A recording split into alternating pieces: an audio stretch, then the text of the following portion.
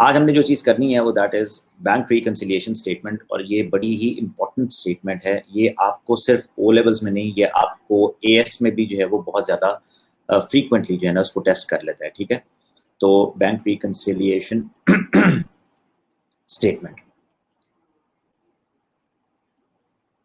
Right. तो इसका concept मैं जब भी ओ लेवल्स में भी करवा रहा होता हूँ तो मैं ए लेवल में तो खैर उसको दोबारा करवाता ही हूँ, ठीक है, और वो करवाना उस टाइम है भी क्योंकि वो उसके कवरेज में आ जाता है। ए लेवल में थोड़ा सा उसको और ज़्यादा टेक्निकल बना देता है, लेकिन यकीन करो कि इसमें कोई डिफरेंस नहीं है। मैं आपको जो अभी ओ लेवल में जिस लेवल पे इसको करवाऊंगा ना, एग्जैक्टली यही चीज़ मैंने एएस में भी करवानी होती है बच्चों को, और वो इससे ज़्यादा रिक्वायर्ड नहीं होती, ठीक है।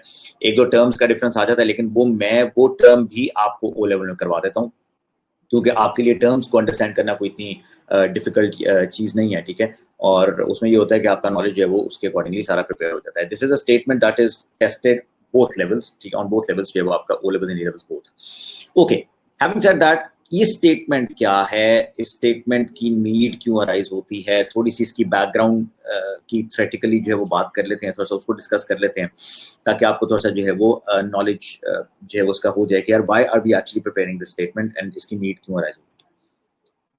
स्टेटमेंट क्या है ये मैं भी एक्सप्लेन करता हूँ इन अ व्हाइल। और reconciliation, bank reconciliation, I would be emphasizing a lot on this word reconciliation. Reconciliation का पहली बात तो मतलब क्या होता है। reconciliation का मतलब जो है वो ये होता है कि आपने कोई चीज़ है जो कि आप कंपेयर कर रहे हैं, ठीक है, कोई चीज़ है जो कि आप अमेंड कर रहे हैं, रिकंसाइल कर रहे हैं, विच मीन्स कि you bring it back into better position and a good position. Reconcile करना किसी भी चीज़ को, एरर्स की रिकंसिलिएशन हमने देखी थी, अभी हमने जो करेक्शन ऑफ एरर्स की थी, रिकंसिलिएशन बेसिकली करेक्शन ही होती है, ठीक है। अब जब रिकंसिलिएशन की बात हो रही है और हम कह रहे हैं कि जी this is a comparison, this is a correction that we talking about, तो ये कंपैरिजन किस चीज का कर रहे हैं? कंपैरिजन हम कर रहे हैं दो चीजों का। एक जो आपने कैश बुक बनाई है, बिजनेस की कैश बुक, मैं बता देता हूँ सारी की सारी डिटेल में चीजें बताऊंगा, कौन क्या बनाता है, क्यों बनाता है, उसका क्या लॉजिक है और क्या उसका जो है वो कॉन्सेप्ट है। अच्छा जी, एक आपकी बन रही है कैश बुक जो कि आपने बनानी हुई सीख ली हुई है, और एक आपकी जो है वो बैंक स्टेटमेंट होती है जो कि प्रिपेयर कर रहा है बैंक, ठीक है। बैंक स्टेटमेंट, इसको पुरानी बुक्स में लिख देता हूं, अभी नाम नहीं यूज होता, लेकिन पुरानी बुक्स में इसको पास बुक भी कहा जाता है, ठीक है। थोड़ा सा पहले जो है वो हम इसको पास बुक से भी रेफर करते थे, हम इसको बैंक स्टेटमेंट से भी रेफर करते हैं, हम इसको जो है वो आप कहते हैं जी बैंक स्टेटमेंट आ रही है जी, बैंक स्टेटमेंट बैंक ने भिजवाई है जी आपने, all of that stuff. Okay, अब कैश बुक कौन प्रिपेयर कर, पहले इसका लॉजिक समझा दूं दोनों एंड से, कि दोनों एंड से अकाउंटिंग की लॉजिक क्या चल रही होती है। ये बड़ा इंपॉर्टेंट है इसको अंडरस्टैंड करना, जब तक ये बेस नहीं बनती ये रिकंसिलिएशन स्टेटमेंट क्लैरिफाई नहीं होगी। ओके, कैश बुक कौन बना रहा है जी? कैश बुक बना रहा है बिजनेस जिसके हम अकाउंटेंट हैं, ठीक है जी। कैश बुक बना रहा है वो बिजनेस जिसके हम अकाउंटेंट है, तो we are actually accounting and for the business. Okay, having said that, हम यहाँ पे स्टैंड कर रहे हैं कि हम उसकी कैश बुक हम खुद बना रहे हैं, ठीक है। कैश बुक में आपको पता है आपके पास 3 कॉलम कैश बुक की अगर बात कर लें, डिस्काउंट्स को हटा दें, मैं अभी डिस्काउंट्स की बात नहीं कर रहा, लेकिन डिस्काउंट्स भी उसमें इंक्लूडेड है, बाकी चीजें हो गई। एक कैश का कॉलम आ रहा है, एक बैंक का कॉलम आ रहा है। हमारा बैंक रिकंसिलिएशन स्टेटमेंट बनाने के लिए जो सारा का सारा फोकस है वो आपकी बैंक वाले कॉलम में है, चाहे वो डेबिट साइड पे है चाहे वो क्रेडिट साइड पे है। हमारा बैंक कॉलम पे फोकस है कि यार हमारे बैंक में क्या चीज आ रही है, क्या चीज जा रही है। आपको पता है कि बैंक की डेबिट साइड और क्रेडिट साइड, ये आपका अगर कैश बुक है, मैं सिर्फ उसका बैंक वाला जो है वो टी अकाउंट बाहर निकाल रहा हूँ, ये आपकी सारी की सारी रिसीट्स वाली साइड है। आपको पता है जितने पैसे आपको रिसीव हो रहे हैं, डेबिट साइड है, और ये आपकी पेमेंट्स वाली साइड है, जिसमें कि आप पेमेंट जब कोई जा रही होती है तो आप क्रेडिट करते हैं, ठीक है, और आपको अगर कोई पैसे आ रहे होते हैं तो आप उसको डेबिट करते हैं। ये आपको क्लियर है, ठीक है। यहाँ पे कैश बुक पे बहुत डिटेल, और यही बेसिक डबल एंट्री वाले रूल्स है वो आपके फॉलो हो रहे हैं। वही बात आ गई, डेबिट एसेट है, इंक्रीज होगा तो डेबिट होगा। बैंक में जब भी पैसे आएंगे वो डेबिट होंगे, और बैंक से जब भी पैसे जाएंगे वो क्रेडिट होंगे, ठीक है। तो बात ये हो रही है कि आपको यहाँ पे भी ये भी चीज क्लैरिफाई हो गई कि यार आपने वही रूल डबल एंट्री वाला अप्लाई करना है, पैसे आएंगे तो डेबिट करेंगे। ओके, अब ये कैश बुक हम प्रिपेयर कर रहे हैं, ठीक है। We being the accountant of the business, हम ये चीज जो है वो प्रिपेयर कर रहे हैं। ओके, एक तो ये चीज हो गई। ऑन द कॉन्ट्ररी, थोड़ा सा इस चीज को अब अंडरस्टैंड करना है, आपके लिए इंपॉर्टेंट है कि ये आप डिफरेंसेस अब आइडेंटिफाई कर लें, क्योंकि आप जो है वो, वालेकुम सलाम हमजा, आप जो है वो उसमें इतने ग्रो कर चुके हुए हैं इनटू अकाउंटिंग कि आपको जो है वो अब ये समझ आ जाएगी मेरी बात जो मैं आपको समझाना चाह रहा हूँ। तो बैंक स्टेटमेंट जो कि है, अब एक अकाउंटेंट है बैंक का, बात को बड़े ध्यान से समझना है। अभी पेन्स एंड पेंसिल्स डाउन, सिर्फ कॉन्सेप्ट समझना है कि दोनों में डेबिट क्रेडिट वाला कॉन्सेप्ट क्या है। हम हैं बिजनेस के अकाउंटेंट, हमारा बिजनेस है। बिजनेस बैंक से ट्रांजैक्शंस करता है, सारे बिजनेसेस बैंक से ट्रांजैक्शंस करते हैं, ठीक है। आपके पास एक बैंक अकाउंट है जो आपने मेंटेन किया हुआ है, बिजनेस का बैंक अकाउंट है जो कि आपने मेंटेन किया हुआ है विद अ सर्टेन बैंक।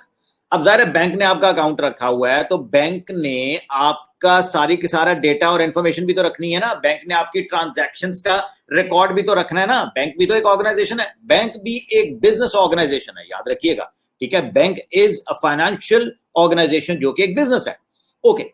अब बैंक का भी एक अकाउंटेंट है जो कि बैंक ने एक अकाउंटेंट रखा हुआ है। अब वो बैंक का जो अकाउंटेंट है वो क्या कर रहा है, वो आपके जो अकाउंट्स हैं उनकी डिटेल्स को अपने पास जो है वो प्रिपेयर कर रहा है। जैसे आप बिजनेस के बिहाफ पर कैश बुक बना रहे हैं, आप बिजनेस के सारे ट्रांजैक्शंस जो बैंक की हो रही हैं, आपने भी तो उनका रिकॉर्ड रखा हुआ है ना। आपने भी तो जब रिकॉर्ड रखा हुआ है, तो सिमिलरली एक अकाउंटेंट बैंक ने भी हायर किया हुआ है, और वो बैंक का जो अकाउंटेंट है वो आपका सारा का सारा रिकॉर्ड रख रहा है कि भाई ये एबीसी बंदे का अकाउंट हमारे पास है और उसमें क्या ट्रांजैक्शंस हो रही हैं वो उसको रिकॉर्ड करता है। अब ट्रांजैक्शंस की नेचर को समझना बड़ा इंपॉर्टेंट है। बैंक रिकंसिलिएशन स्टेटमेंट तब तक नहीं समझ आएगी जब तक ये नेचर ना समझ आ जाए। नेचर क्या है, आप एक्सक्यूज मी, आपके पास पैसे आते हैं तो आप डेबिट कर देते हैं क्योंकि आप अपनी कैश बुक में एसेट को इंक्रीज कर देते हैं। बैंक क्या करता है, अगर आप, यहां पे मैं लिख देता हूं दोनों को साथ साथ, आप अगर किसी चीज को डेबिट करते हैं, ये आपके वाला कॉलम की बात कर रहा हूं जी, इंक्रीज इन योर अमाउंट अगर आप कर, इसकी एग्जांपल, मैंने बैंक में जाकर पैसे जमा कराए, मैंने एक अकाउंट ओपन कराया बिजनेस का बैंक अकाउंट ओपन कराया, ठीक है जी, और हमें ओनर ने कुछ पैसे दिए थे बिजनेस करने के लिए। जब आपको यूजुअल ट्रांजैक्शन मिलती हैं कि जी business owner started business with इतना इतना कैश इनटू द बैंक, आपको सबसे पहले इस ट्रांजैक्शन का पता है, आपने बहुत डबल एंट्रीज पे की है। अब वो जो पैसे ओनर ने एज इन्वेस्टमेंट जो है वो इनटू द बिजनेस दिए हैं और बिजनेस के बैंक अकाउंट में पैसे डाले हैं, हम उसमें बैंक को इंक्रीज करके अपनी बुक्स में उसको डेबिट कर देते हैं। बैंक क्या करता है, इसको, बैंक इसके कॉन्ट्ररी चलता है, बैंक इसके टोटल ऑपोजिट चलता है। बैंक उसको क्रेडिट करता है। क्यों? क्योंकि बैंक ने वो पैसे मेरे हैं, एक पहली बात, वो बैंक उसको क्रेडिट क्यों करता है, क्योंकि बैंक के लिए इनकम नहीं है, लायबिलिटी है। कॉन्सेप्ट की गलती नहीं करनी, बैंक के लिए वो इनकम नहीं है, बैंक के लिए वो लायबिलिटी है। बैंक ने हमें वो पैसे वापस करने हैं, that is a liability for the bank, ठीक है। आपने एक यार सिंपल सी बात है, आप किसी बंदे के पास भी अगर पैसे उधार रखवाते हैं, ठीक है, और आप उसको कहते हैं कि यार जब मैं आपसे पैसे मांगू आप काइंडली मुझे दे दीजिएगा, उस बंदे के पर्सपेक्टिव से अगर मैं बात करूं तो उसने आपको पैसे देने हैं। अगर वो पैसे देने हैं और आपकी इमानत पड़ी हुई है तो वो लायबिलिटी है ना। अगर आपकी एक इमानत किसी के पास पड़ी हुई है तो वो लायबिलिटी है। बैंक अकाउंट को पुराने वक्तों में और थोड़ा सा पहले अगर मैं बात करूं तो इसको एक नाम दिया जाता था, डिमांड डिपॉजिट। आपने किसी इंसान के पास, या वो इंसान एक बैंक भी हो सकता है, आपने एक ऑर्गेनाइजेशन के पास, बैंक एक ऑर्गेनाइजेशन है ना, ठीक है, फाइनेंशियल इंस्टीट्यूट आपके ऑर्गेनाइजेशन, आप उसके पास जाते हैं और आप जाकर पैसे डिपॉजिट करवा देते हैं और आप कहते हैं यार कि मेरे पास ये घर में पैसे रखना जरा मुझे सेफ नहीं लग रहा, ठीक है, तो आप काइंडली जो है वो मेरे बिहाफ पर आप एक मेरे अकाउंट में पैसे रखें। बैंक कहता है यार ठीक है। बैंक को उसका क्या फायदा है, बैंक उस पे से आपको मल्टीपल चार्जेस भी चार्ज करता है। बैंक आपको अकाउंट मेंटेन कर, मैं अभी सारी बात करूंगा कि बैंक को उसका क्या एडवांटेज है। बैंक एक बिजनेस ऑर्गेनाइजेशन क्यों है, क्योंकि बैंक उस चीज को मेंटेन करने के, आपके अकाउंट को, आपके पैसों की हिफाजत करने में, आपके पैसों की टेक केयर करने के लिए बैंक आपसे कुछ चार्जेस लेता है। अब वो चार्जेस बैंक जब हर कस्टमर से चार्ज करता है तो बैंक के लिए वो प्रॉफिट है, ठीक है।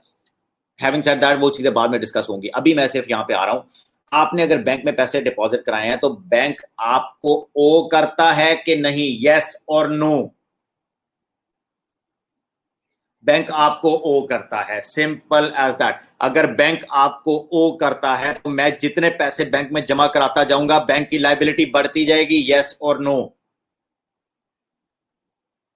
यस, अगर बैंक की लायबिलिटी बढ़ती जाएगी तो लायबिलिटी की नेचर होती है क्रेडिट, तो बैंक उसको क्या करेगा, क्रेडिट। इसका मतलब ये हुआ, मेरी बहुत ध्यान से बात सुने, बैंक के लिए फेवरेबल बैलेंस हमारा क्या है, क्रेडिट, ठीक है। हमारा favourable balance with the bank credit होगा। अगर आप बैंक में पैसे जमा कराएंगे तो क्या होता है कि हमें अब क्या होता है आजकल के जो है वो दौर में आपको एक टेक्स्ट रिसीव होता है, आपको बैंक एक टेक्स्ट रिसीव जो है वो सेंड करता है। अगर मैं अपने बैंक में एक चेक जमा कराता हूं ना, तो मेरे क्योंकि पैसे इंक्रीज कर रहे हैं, जब मैं चेक जमा कराता हूं मैं अपनी बुक्स में क्या करता हूं, जो कि बिजनेस की बुक्स हैं, मैं उसको डेबिट करता हूं।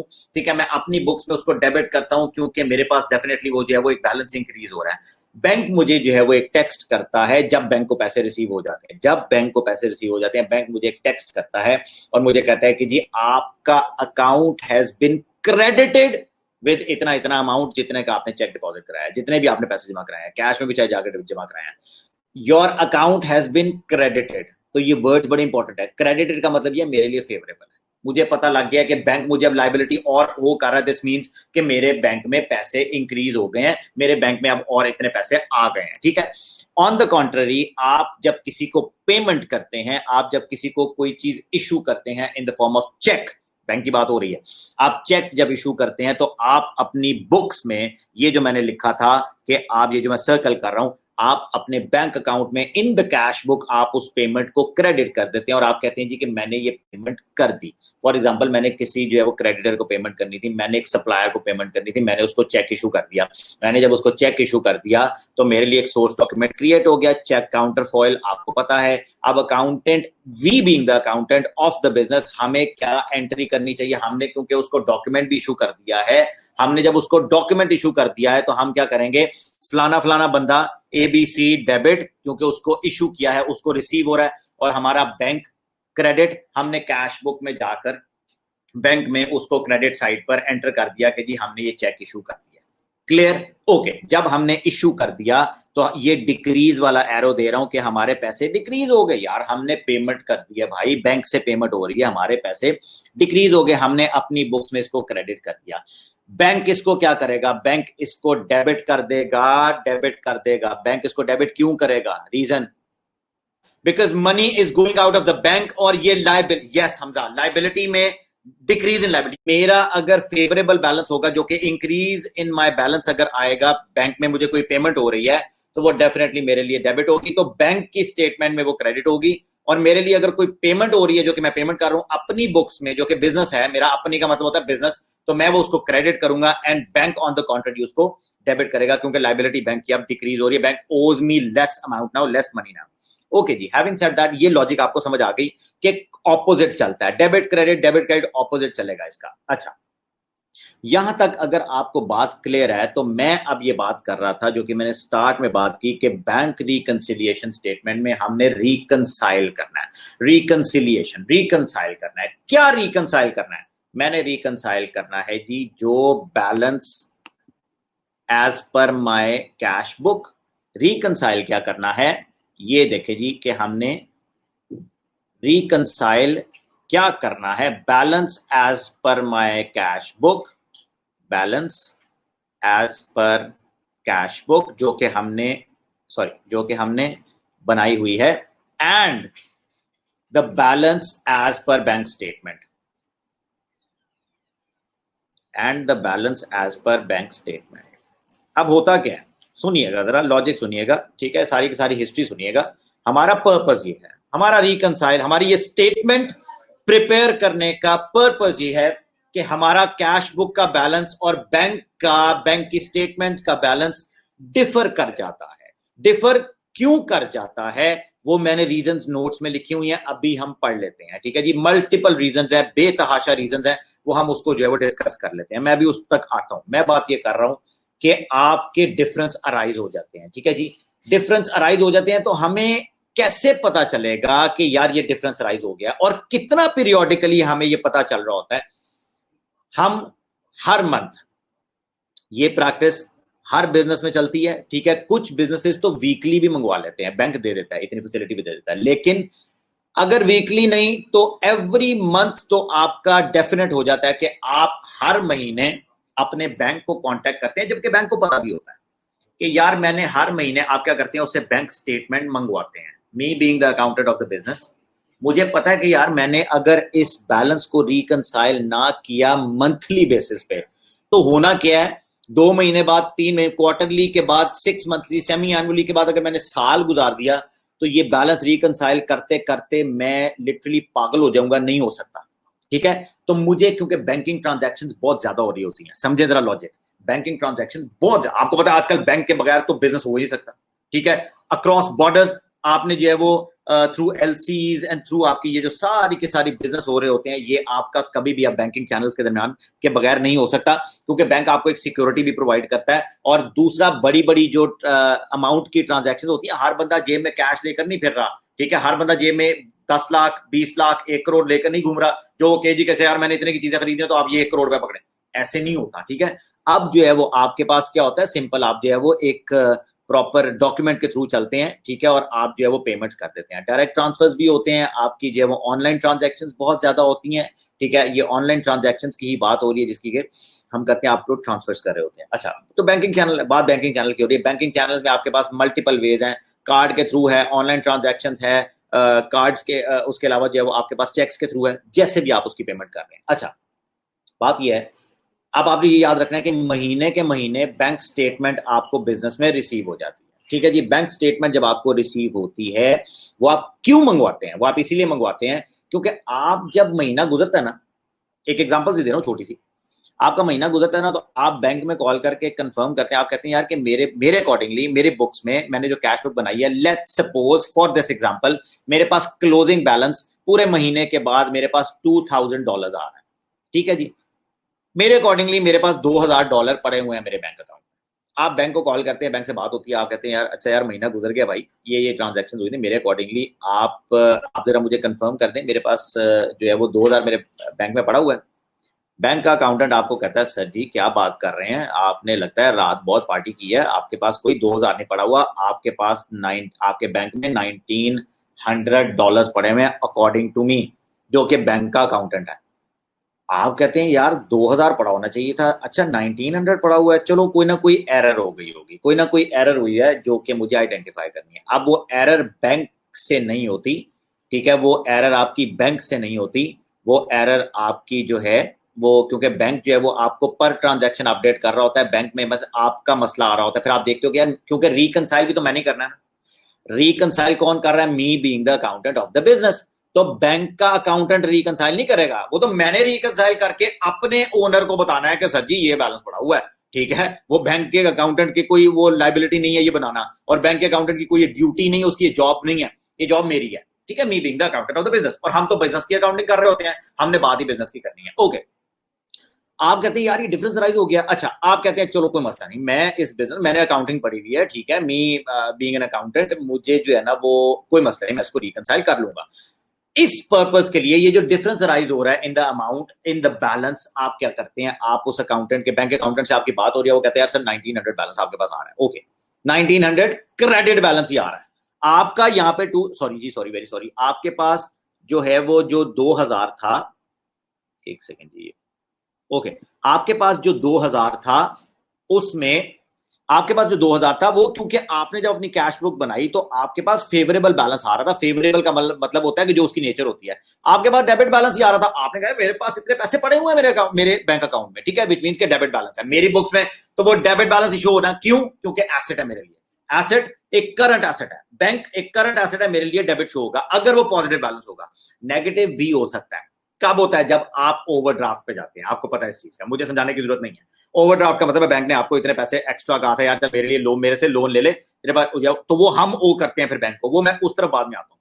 अच्छा, अब मेरे पास डेबिट बैलेंस पड़ा हुआ है, मैंने बैंक को जब कॉल की अकाउंटेंट को, उसने कहा सर आपका 1900 क्रेडिट बैलेंस आ रहा है, वो आपको कहेगा क्रेडिट बैलेंस आ रहा है। मैं कहता हूँ चलो यार ठीक है, एटलीस्ट क्रेडिट तो है भाई, मुझे ये तो नहीं कह रहा कि उल्टा 1900 डेबिट बैलेंस है, कि मैं आप सर उल्टा आप हमें वो करते हैं, मतलब ये भी केस वैसे हो सकता है, लेकिन डिफरेंस इतनी ज्यादा अमाउंट का राइज नहीं करता। अच्छा, अब मेरा ये तो मुझे समझ आ गई, अच्छा यार क्रेडिट बैलेंस पड़ा हुआ है, मैं कहता हूं चलो ठीक है, मेरे पास 1900 तो पड़ा हुआ है ना, मेरा 100 का डिफरेंस आ रहा है, ये डिफरेंस रिकंसाइल करने के लिए जो स्टेटमेंट बनाते हैं उसको कहते हैं बैंक रिकंसिलिएशन स्टेटमेंट। यहां तक कोई क्वेश्चन, यहां तक जो सारी लॉजिक हिस्ट्री ये क्लियर है, यहां तक की बैकग्राउंड क्लियर है, कोई मसला इसमें?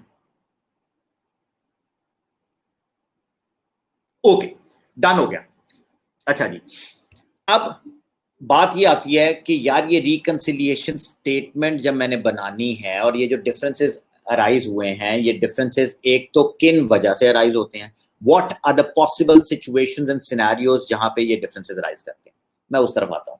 उससे पहले मैं आपको सिर्फ ये बता दूं कि there only 2 steps of preparing this statement, बस सिंपल 2 स्टेप्स हैं, ठीक है जी।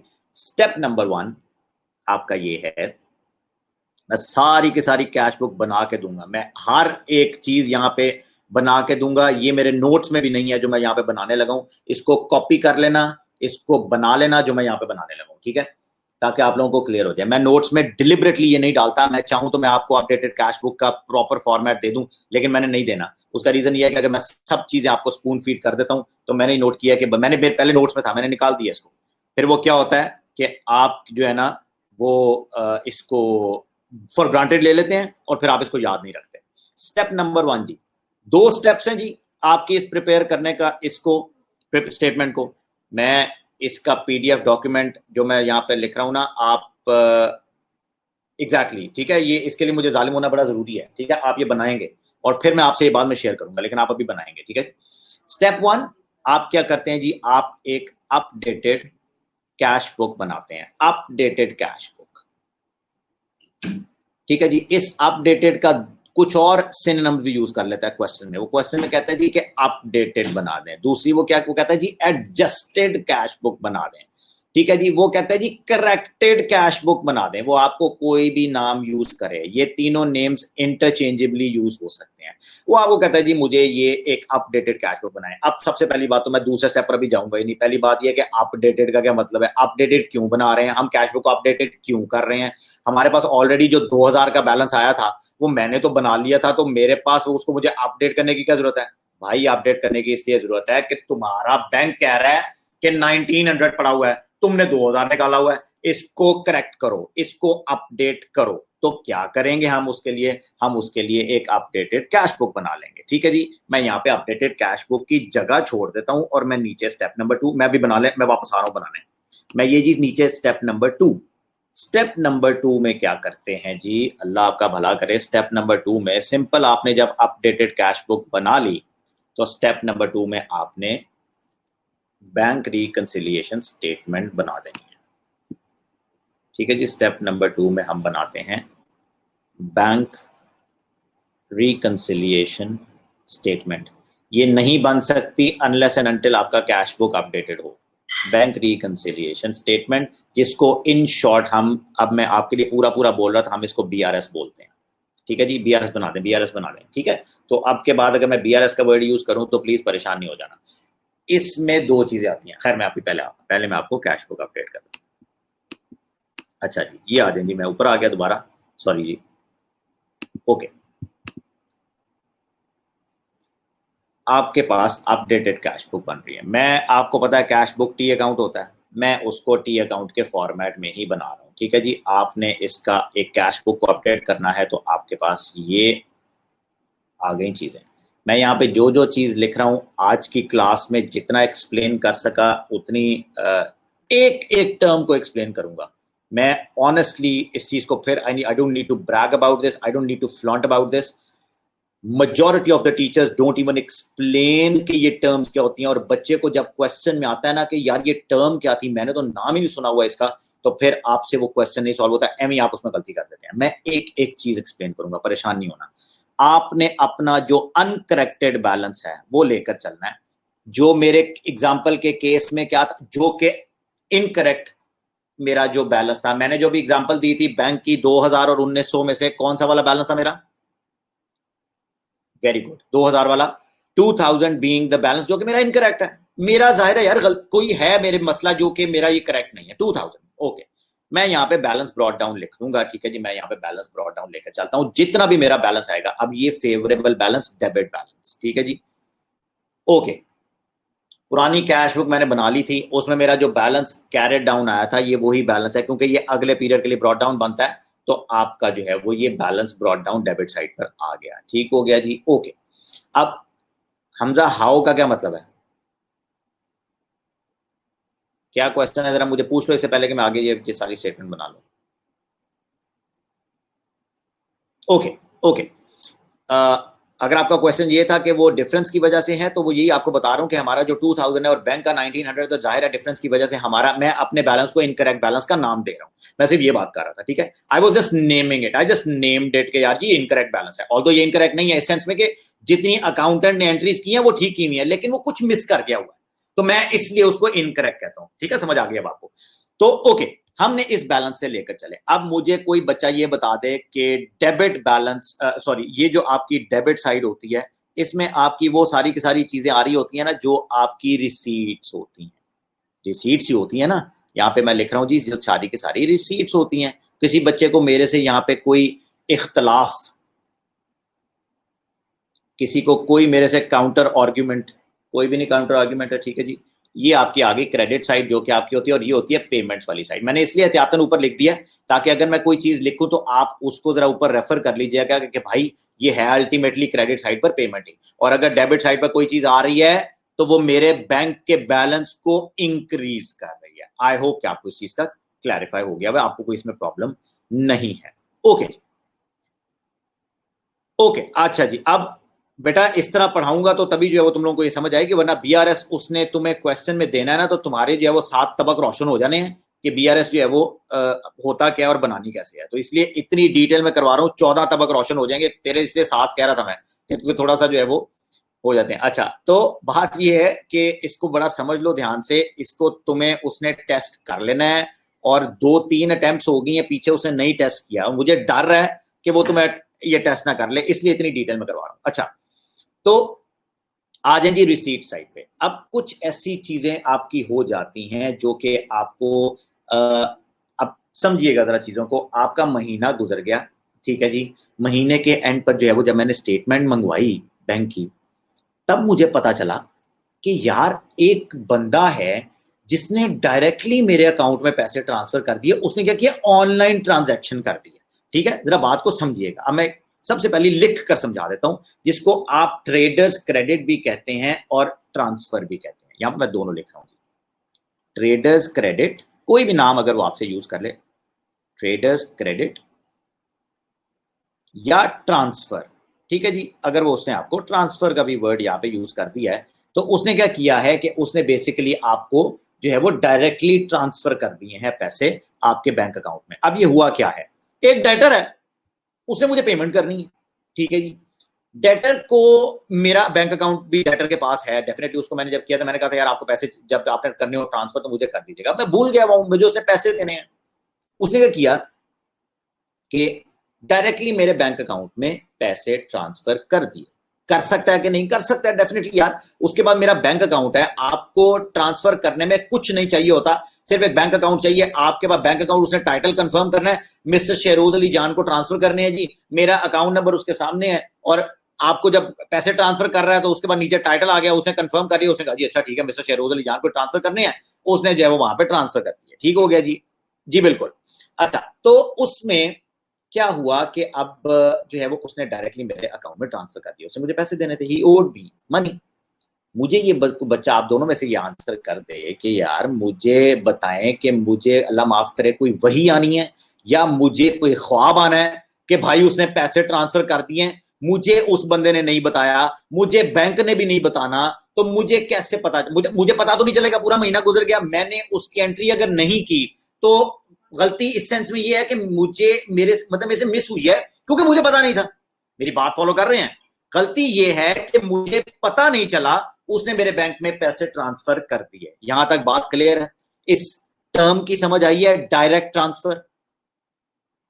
ओके, अब जब वो आपके बैंक अकाउंट में, लेकिन पता है क्या आजकल क्या होता है, आजकल मैं आपको जरा क्लैरिफाई कर दूं, ये हम सिर्फ बुकिश बात कर रहे हैं, मेरी बात जरा समझ लीजिएगा। आजकल बेसिकली होता है क्या है, आप जब भी के बैंक अकाउंट में ट्रांसफर करते हैं ना पैसे, तो आपको फौरन मैसेज आ जाता है। जब बैंक को पैसे रिसीव हो जाते हैं ना, तो बैंक आपको फौरन मैसेज करता है कि your account has been credited. हमें पता चल जाता है, हम उसकी एंट्री फिर उसके साथ ही कर लेते हैं। लेकिन ये मैं थोड़े से पुराने वक्तों की बात कर रहा था, जहां पे जब टेक्नोलॉजी इतनी ज्यादा ऑब्वियसली अपडेट नहीं हुई थी। अब जरा ये है कि इस चीज को थोड़ा सा हम आउट डेट कर लेते हैं, लेकिन स्टिल दिस हैपेंस। उसकी वजह बता देता हूं। हर बैंक अकाउंट ने आपको जो बेसिकली सर्विस प्रोवाइड की हुई है कि भाई आपको एसएमएस सर्विस चाहिए या नहीं चाहिए, ठीक है, और उसके चार्जेस लेता है बैंक। बैंक उसके मंथली चार्जेस लेता है, ठीक है, होते बड़े माइनर से चार्जेस है, लेकिन स्टिल कुछ लोग इसको प्रेफर नहीं करते और कुछ लोग कहते हैं यार चाहे हमारा 200-300 रुपया भी मंथ का वो काट रहा है, हमने नहीं वो कटवाने पैसे, ठीक है, तो वो क्या करते हैं कि वो आपकी सर्विस जो है वो एक्टिवेट नहीं करवाते। अब अगर नहीं करवाते तो डेफिनेट सी बात है बैंक आपको मैसेज नहीं करेगा। समझ आ गई मेरी बात की, मैं जो समझाना चाह रहा हूं मुझे पता है आपको समझ आ गई, ठीक है। अगर आपने वो सर्विस नहीं करवाई भी ऑन, तो बैंक में किसी ने डायरेक्ट ट्रांसफर कर दिए पैसे, तो सिंपल सी बात है, आपको बैंक में किसी ने जब डायरेक्टली ट्रांसफर कर दिए तो आपको नहीं पता चला कि यार वो पैसे ट्रांसफर हो गया। आपने महीने बाद बैंक स्टेटमेंट मंगवाई, आपने देखा कि ओहो बैंक में ये पैसे मुझे बंदे ने ट्रांसफर कर दिए थे, बैंक ने ज़ाहिर है उसको क्रेडिट कर दिया हुआ है, बैंक ने क्रेडिट कर दिया हुआ है, मैंने नहीं डेबिट किया हुआ। आई रिपीट, समझना चीजों को बहुत इंपॉर्टेंट है। बैंक में पैसे जाते और बैंक को रिसीव हो जाए, जब किसी ने मुझे डायरेक्टली मेरे बैंक में ट्रांसफर कर दिया तो बैंक ने उसको क्या किया, क्रेडिट किया कि नहीं, यस और नो? बैंक ने उसको क्रेडिट कर दिया, मैंने उसको डेबिट किया कि नहीं? नहीं किया, क्योंकि मुझे इंटीमेट ही नहीं हुआ था, मुझे पता ही नहीं चला था कि यार ट्रांसफर हो गए। अब जब मंथ एंड पर मैंने बैंक स्टेटमेंट मंगवाई, मैंने रिकंसाइल करने के लिए मैंने क्रॉस चेक किया, तो मुझे पता चल गया कि मुझे पैसे ट्रांसफर हो गए। मैं इसको क्या करूं अपनी बुक्स में, इंक्रीज करूं कि डिक्रीज करूं? और इंक्रीज करूं, डेबिट करूं कि क्रेडिट करूं? डेबिट करूं। मैंने आपके सामने डेबिट साइड पर इसको लिखे, मैं क्या कर रहा हूं, अपनी कैश बुक को अपडेट कर रहा हूं, अपनी कैश बुक को करेक्ट कर रहा हूं, अपनी कैश बुक को एडजस्ट कर रहा हूं, ठीक है। तो मैंने उसको डेबिट कर दिया, ये आपके सामने जो मैंने सर्कल किया ये वो चीज जो आप कह रहे हैं जी के डेबिट कर दे, मैंने कर दिया। उसके बाद ओके, और क्या चीज है जो आपको ट्रांसफर होती है जो कि आपको पता नहीं चल रहा होता, और जब तक बैंक स्टेटमेंट नहीं आती मुझे नहीं पता चलता? Interest credited, interest credited, credited लिख रहा हूं यहां पे, जरा ध्यान करना है, क्रेडिटेड लिख रहा हूं वर्ड यहां पे। क्रेडिटेड इसलिए कर रहा हूं क्योंकि बैंक में, जी समझा रहा हूं हमजा, समझा रहा हूं, इंटरेस्ट क्रेडिटेड, क्रेडिटेड लिखा है मैंने वर्ड, क्या मतलब हुआ इसका? बैंक ने क्रेडिट कर दिया, मुझे नहीं पता चला था, मुझे नहीं पता चला जब तक के मंथ एंड पर बैंक स्टेटमेंट आई। ये क्या है, ये क्या चीज है? मैंने इतनी को टर्म लिख दी है बच्चे, ये क्या चीज है? आपने अपने बैंक में एक डिपॉजिट अकाउंट खुलवाया हुआ है, ये जो मैं मेंटेन कर रहा हूं ये करंट अकाउंट होता है, ठीक है जी।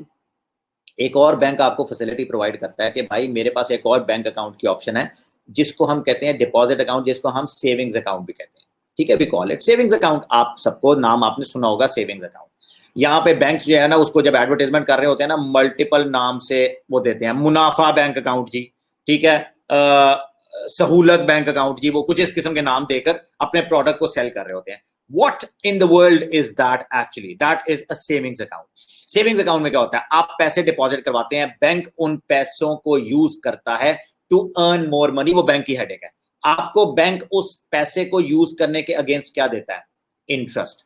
आपको बैंक उस पर इंटरेस्ट देता है। आपने बैंक में पैसे जमा करवाए हुए, आपने बैंक में पैसे फिक्स, जिसको क्या कहते हैं, पैसे फिक्स कराना, ठीक है, वो सेविंग्स अकाउंट में आप पैसों को जब डिपॉजिट करा देते हैं तो बैंक उस पर आपको क्या देता है? आपने क्यों फिक्स कराना है? लोग क्यों प्रेफर करते हैं बैंक में जाकर फिक्स करवाना? क्योंकि उसके अगेंस्ट आपको क्या मिल रहा होता है? उसके अगेंस्ट आपको प्रॉफिट मिल रहा होता है। उस प्रॉफिट का क्या नाम है?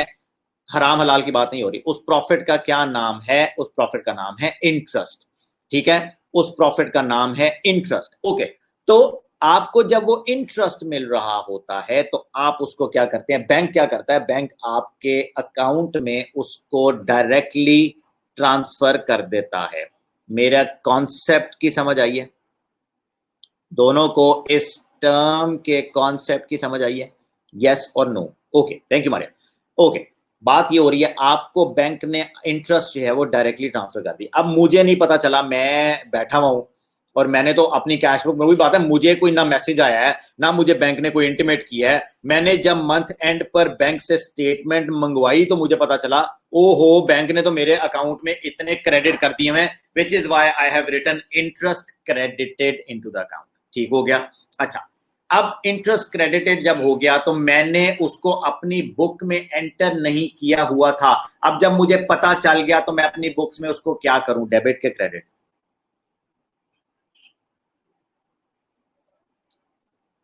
Thank you so much. मैं उसको अपनी बुक्स में जब डेबिट करूंगा तो मैंने यहाँ पे लिख दिया, ये देखो मैं रिकंसाइल कर रहा हूँ चीजों को, मैंने जो है वो अपनी बुक्स में कैश बुक में उसको डेबिट करके इंक्रीज कर दिया।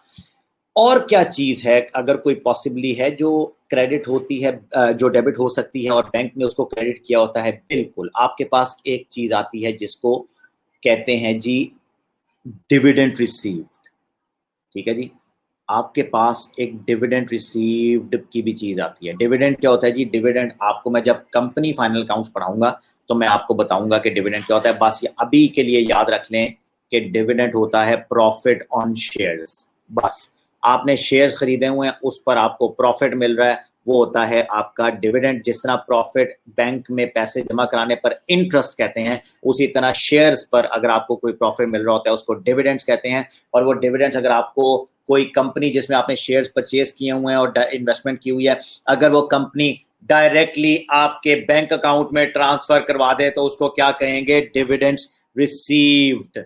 ठीक है जी, तो बैंक उसको क्या करेगा? बैंक उसको जी बैंक के लिए क्रेडिट होगा हमजा, उसको बैंक जो है वो क्रेडिट कर देगा। आपने अपनी बुक्स में नहीं किया हुआ डेबिट तो आप क्या करेंगे? इस चीज को डेबिट कर देंगे। मैंने डेबिट ही लिखा है यहाँ पे। एक और चीज यहाँ पे लिखने लगा हूं, अगर आपको डेटर डायरेक्टली पे कर देता है, ठीक है जी, डेटर डायरेक्टली पे कर देता है, अगर वो कोई ऐसी टर्म भी यूज कर दे कि debtor directly paid into the account, ठीक है जी, directly paid into the account, तो आपने फिर भी जो है ना वो ध्यान कर लेना है और आपने समझना है कि जी बिल्कुल ये जो है वो डायरेक्टली ट्रांसफर हो रहा है, आपने इसको डेबिट कर देना। ठीक हो गया जी? अच्छा जी, यहां तक बात क्लियर है। इससे ज्यादा आपको डेबिट पर, इससे बहुत कम देगा, लेकिन इसके अलावा डेबिट पर आपको और कोई चीज नहीं देगा। यू हैव माई वर्ड्स, इनको नोट कर लें, इसके अलावा आपको और कुछ नहीं देगा। Excuse me. अच्छा जी, अब आ जाएं जी टुवर्ड्स क्रेडिट साइड। सबसे पहले बैलेंस से ही स्टार्ट करूंगा। आपके पास जो है वो बैलेंस ब्रॉट डाउन इधर भी हो सकता है अगर वो आपका क्रेडिट बैलेंस हो, जिसको ओवरड्राफ्ट भी कहते हैं। मैंने यहाँ पे लिख दिया ओवरड्राफ्ट। ठीक है जी, तो ये ओवरड्राफ्ट बैलेंस भी आपका यहाँ पे आ सकता है। ठीक है जी, आपने इसको क्या किया? आपने इसको यहाँ पे लिख दिया। अगर इसका अनफेवरेबल बैलेंस था, उल्टा हमने किसी बैंक से ही लोन लिया हुआ था, तो आपका ये बैलेंस क्वेश्चन में आ सकता है कि जी क्या balance as per cash book, पुराना वाला देगा credit balance.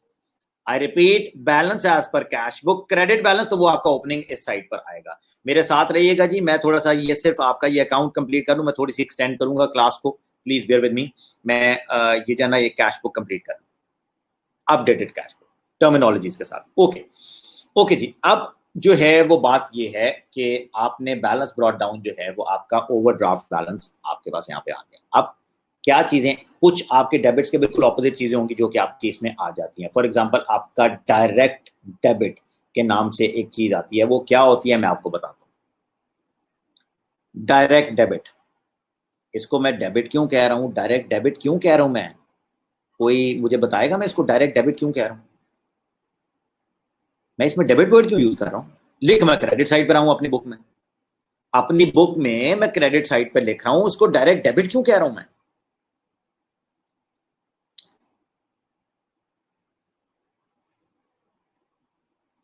Excellent Maria, because bank ने डेबिट किया है। हमजा अपने कॉन्सेप्ट्स को क्लियर करो। ये डायरेक्ट ट्रांजैक्शन ऑन कैश का क्या मतलब है? बैंक की ट्रांजैक्शंस की बात हो रही है, कैश क्या होता है?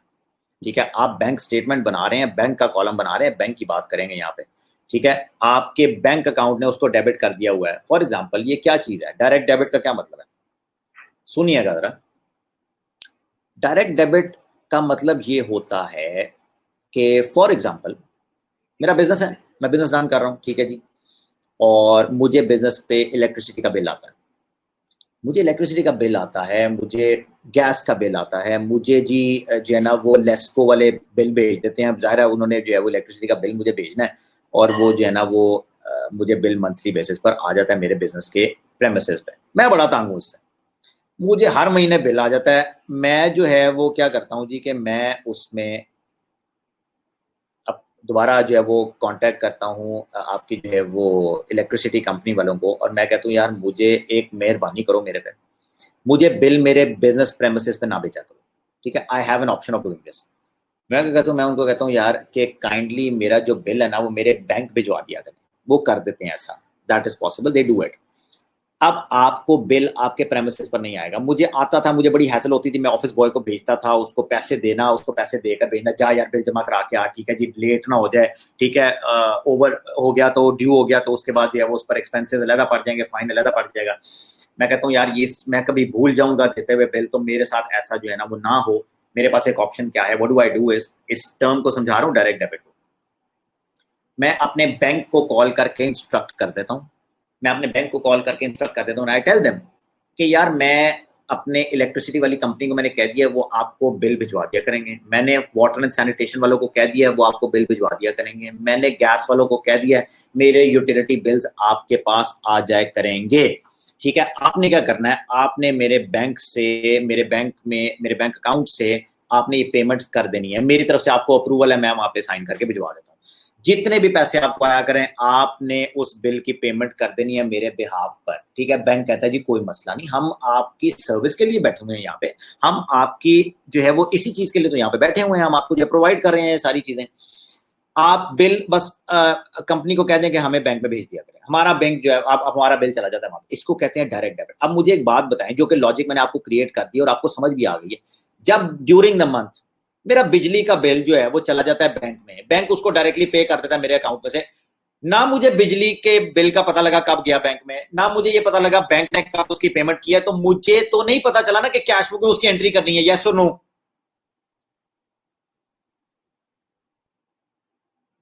यस। मंथ एंड पर मुझे ये पता चला कि भाई मेरे अकाउंट में से पेमेंट हुई हुई है इतने पैसों की जो कि बिल के बिहाफ पे हुई हुई है। मैं क्या करता हूं, मैं बैंक स्टेटमेंट जब मंगवाई तो मैंने बैंक स्टेटमेंट को अपने सामने रखा और मैंने देखा अच्छा ये वाली पेमेंट थी जो मैंने अपनी बुक्स में नहीं रिकॉर्ड की हुई। ठीक है यार, बैंक ने पेमेंट ठीक किया हुआ है, bank is right on their part, मेरे से गलती ये होगी कि मुझे पता नहीं चला, ठीक है, और मैंने नहीं पेमेंट की। ओके, अब मैं इसको क्रेडिट कर देता हूं। मैं क्या करता हूं, मैं उसको जो है वो क्रेडिट करके अपने बिजली के बिल के एक्सपेंस को डेबिट कर दूंगा और मैं इधर से जो है वो कैश बुक को क्रेडिट कर दूंगा, बैंक के कॉलम को मैंने क्रेडिट कर दिया। ठीक हो गया जी। डायरेक्ट डेबिट का अगर वर्ड आ जाए, आंखें बंद करके क्रेडिट साइड पर अपडेटेड कैश बुक में इनकी प्लेसमेंट्स याद रखनी है। ठीक है, मैंने इसीलिए ये बनाकर नोट्स में नहीं दिया, इसको लिख कर याद करना है। इसके बाद एक और पेमेंट होती है जिसको कहते हैं स्टैंडिंग ऑर्डर पेमेंट। ये भी बड़ी मजे की पेमेंट होती है। ठीक है, स्टैंडिंग ऑर्डर पेमेंट, इसको बड़ा यूज करता है वो वर्ड। ठीक है जी, स्टैंडिंग ऑर्डर पेमेंट। ओके, अब होता क्या है, स्टैंडिंग ऑर्डर पेमेंट क्या है, ये भी एक पेमेंट है जो बैंक ने कर दी हुई है, हमें नहीं पता चला, मंथ पूरे में नहीं पता चला, मंथ के एंड पर बैंक स्टेटमेंट मंगवाने के बाद पता चला। क्या पेमेंट है ये, इसमें और डायरेक्ट डेबिट में फर्क क्या है? स्टैंडिंग ऑर्डर पेमेंट होती है बच्चे याद रखना जो आपकी मंथली फिक्स्ड अमाउंट होती है। डायरेक्ट डेबिट में देखो बिजली का बिल हर महीने सेम आता है, नहीं, बिजली का बिल हर महीने डिफरेंट होता है। जाहिर है कभी कोई अमाउंट आ गई, कभी कोई अमाउंट आ गई, मेरी कंजम्पशन पर डिपेंड करता है, मेरी जो है वो यूजेज पर डिपेंड करता है कि मेरी कितनी पेमेंट आ रही है। अच्छा, इधर जो है वो आपके पास स्टैंडिंग ऑर्डर पेमेंट क्या होती है, हर महीने एक फिक्स्ड अमाउंट है। एग्जांपल क्या दूं जी मैं इसकी, आपने इंस्टॉलमेंट पर कोई चीज परचेज कर ली है, मैंने इंस्टॉलमेंट पर अपने प्रेमिसेस के लिए, बिजनेस के लिए एसी उठा ली, मैंने एसी उठा, लाइक रेंट, एक्सेलेंट मारिया, मैं रेंट की एग्जांपल देने आ रहा था। ठीक है, वेरी गुड। ठीक है, अब चाय की पत्ती कभी भी आपके फिक्स एक्सपेंस नहीं हो सकता। स्टूपिड आदमी, चाय की पत्ती जो है वो आपकी हर दफा जो वेरी करेगी कितनी चाय यूज हुई है, क्या स्टूपिड जो है वो एग्जांपल दिया जा रहा है। अच्छा, अब आपने कोई इंस्टॉलमेंट पे करनी है, ठीक है, उस इंस्टॉलमेंट में आपने फिक्स चार्जेस, मैंने एसी उठाया है इंस्टॉलमेंट्स पर, तो what do I do is के मैं उनको कहता हूं कि यार ये इंस्टॉलमेंट मेरी हर महीने 5,000 इंस्टॉलमेंट जानी है। ठीक है, अब मेरी बता हर महीने 5,000 जानी, मैं बैंक को कहता हूं यार इस कंपनी को मिस्टर एबीसी एसी लिमिटेड जो है वो हमारे पास जो है ना वो एक कंपनी है जी जिससे मैंने एसी उठा लिए हैं, आपने प्लीज काइंडली इनके बैंक अकाउंट में हर महीने 5,000 की पेमेंट कर देनी है। ठीक है जी, अब 5,000 की जब पेमेंट कर देनी है वो मेरे लिए फिक्स चार्जेस हैं जो कि आपके जा रहे हैं। ठीक है, सिमिलरली आप अगर कोई रेंट पे करना है, अब रेंट भी आपका फिक्स्ड है जो कि आपने एग्जांपल बिल्कुल परफेक्ट दिया है। आपने रेंट वाले बंदे को कहते हैं यार मेरे ये ओनर को जो है ना वो ये जो बिल्डिंग ओनर है इसको मैंने रेंट देना है, तो आप काइंडली इसके बैंक अकाउंट में, मैं अपने बैंक को कहता हूँ यार मंथली जो है ना वो इतना रेंट ट्रांसफर कर दिया करो। ठीक है, ये किसी आपके क्रेडिटर के भी बिहाफ पर हो सकती है पेमेंट। आपने किसी क्रेडिटर को अगर हर महीने एक फिक्स अमाउंट पे करनी होती है, जैसे आपने सामान उठाना होता है, और अगर वो फिक्स होती है अमाउंट, तो फिर आप उसको स्टैंडिंग ऑर्डर पेमेंट में भी डाल सकते हो।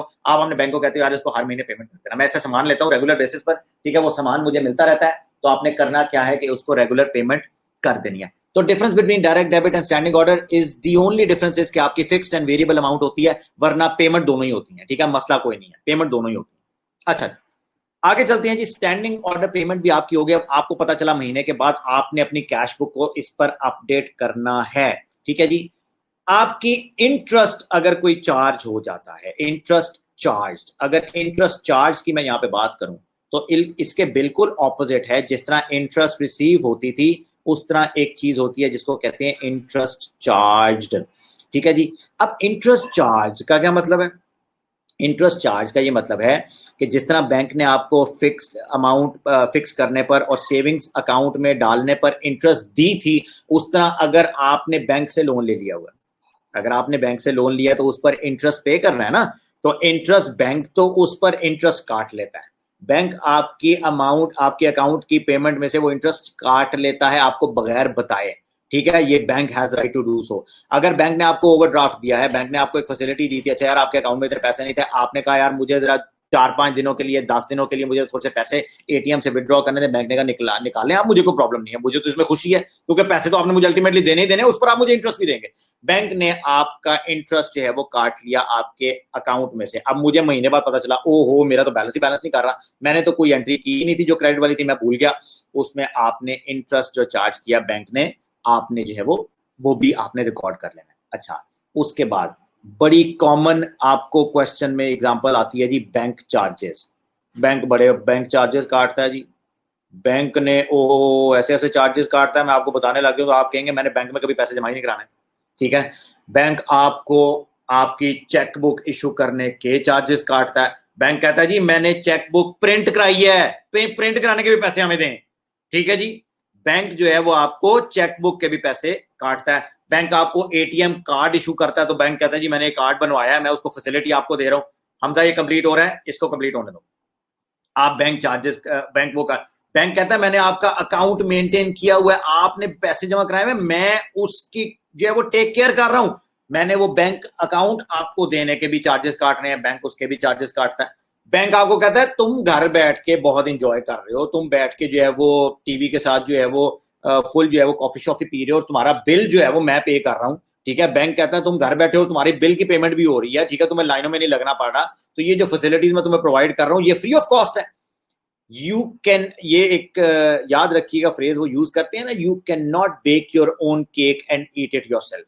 एक बड़ा एक फ्रेज है इंग्लिश का, ठीक है, बड़ा पुराना फ्रेज है, तो उसको कहते हैं you can not bake your own cake and eat it yourself. तो बैंक कहता है भाई आपको ये सर्विसेज अगर मैं दे रहा हूं तो ये फ्री ऑफ कॉस्ट नहीं है, मैं इतना अच्छा नहीं हूं कि मैं आपको जो है वो अल्लाह वास्ते चीजें कर रहा हूं, ऐसी मैं जो है वो सदका जारिया नहीं करता।